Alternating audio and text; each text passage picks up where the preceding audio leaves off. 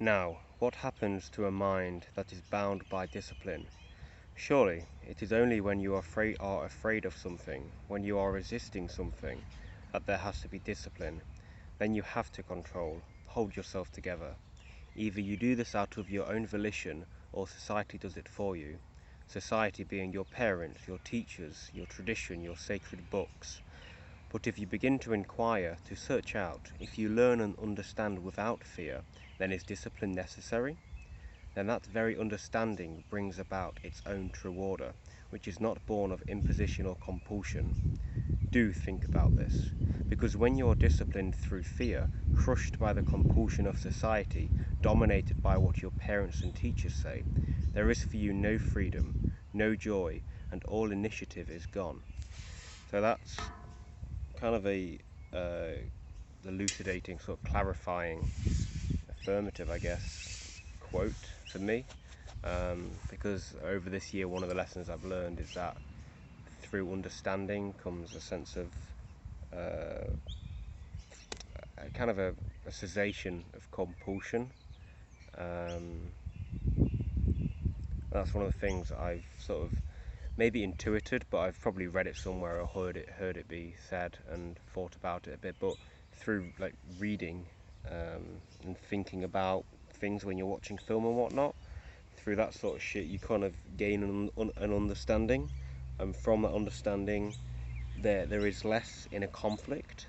So one of my examples, for instance, the struggles I have regards porn and porn usage, should I say. I struggle to completely stop porn usage. I think it's unhealthy, and I have a few reasons I think why I think it's unhealthy. But when the what do you call it? The urge, the whatever, yeah, the lust, whatever, comes about in its, you know, in its whatever intensity, in the intensity it does, I lose all discipline. And there's part of that which I think I've formed as like an addiction, or I've done it for so long, watched porn for so long, years and years, probably about a decade. That is like ingrained, wired, like something I feel like I'm addicted to do. Like, tell any your average bloke, or not guy not in a relationship, to just stop watching porn, and it'd be pretty difficult. So what the lesson is from this for me is using porn as an example, is through greater understanding about why I don't want to watch porn, and why porn is negatively affecting me. Through further understanding that there's less conflict, discipline isn't necessary, because I don't know how he words it, but he says there is no compulsion. It's that very understanding brings about its own true order, which is not born of imposition or compulsion. And you can say compulsion, I don't know how, like imposition, for example, like I'm imposing upon myself constraints, like, no, you must not watch porn, must implement like the Detoxify app, and I installed an app last night which like locks me out of my phone for however long I put in the timer. It just completely locks it, so I can't use anything apart from like receive calls, I think. And that's out of compulsion. I'm imposing these things onto myself because I'm unable to control myself in regards to porn. But I think through the further understanding how it is negatively affecting me, then I'll be less compelled to watch porn, and it is a compulsion. So that's the thing. Through understanding, you don't have to discipline yourself, but you can expand that. You can extrapolate that to everything that as regards discipline, like taking a cold shower. Like, I used to take cold showers every day, and I only stopped, I don't know, 4 or 5 months ago, and I did it for, I don't know, every day for maybe a year or so straight. And then I just stopped. It was getting to a point where I was not looking forward to any shower. There was a sense of dread and anxiety in regards to taking a shower. When I had a shower, I just felt like I got it out of the way. It was like, oh, okay, that's that task done. There was no sense of, I don't know, stoical development or whatever.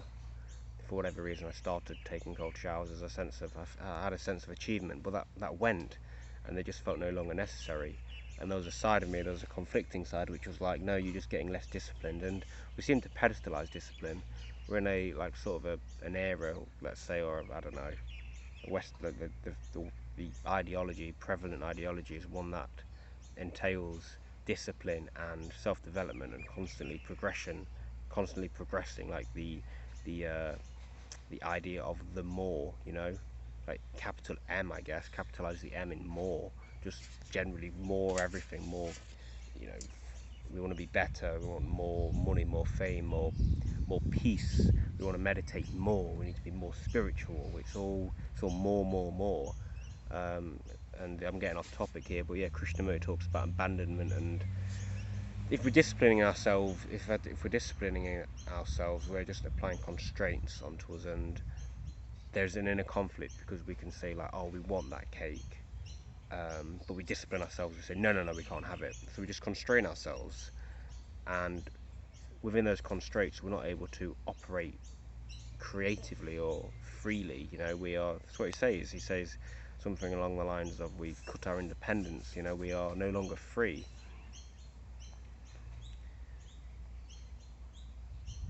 Yeah. When you're disciplined through fear, crushed by the compulsion of society, dominated by what your parents and teachers say, there is for you no freedom, no joy, and all initiative is gone. Because we're just constraining ourselves, we're just imposing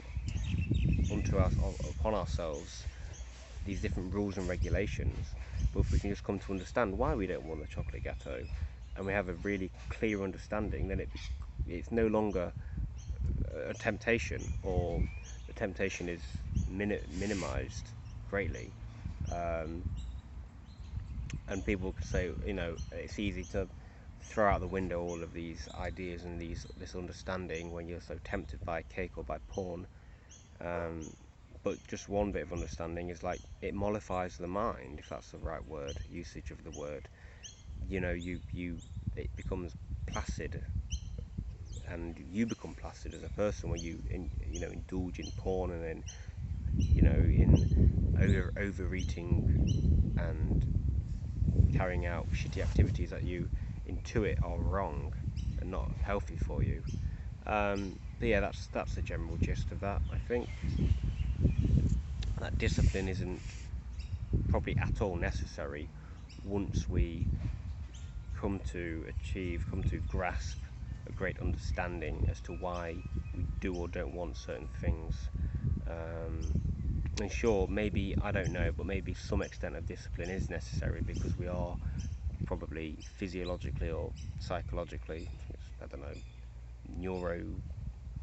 neurologically wired to some extent to carry out the habit, continue that habit that we may have hardwired into ourselves for years. So we may have all the understanding, but we still have that physical, or physiological compulsion. So maybe a bit of discipline is necessary there, or we just allow ourselves to carry on with watching porn, but continue in our understanding, and then become disgusted with the idea of it because it's so contradictory to our understanding, and then it eventually peters out. We cease using it, or we cease indulging in the cake, whatever, because I shouldn't say disgusted in ourselves, but we come to really feel that, okay, this isn't right.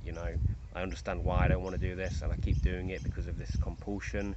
But through the experience of continuing doing it, and like that, the reaction you get to the continuation, where you're like, oh yeah, this is, maybe it's shame, but if you have a feeling of, this isn't me, of like incongruence, or whatever the word is, incongruency, inauthenticity, then you're like, okay, this definitely isn't for me, I want to stop now. That's the thought of today. Krishnamurti again, Big Dick himself.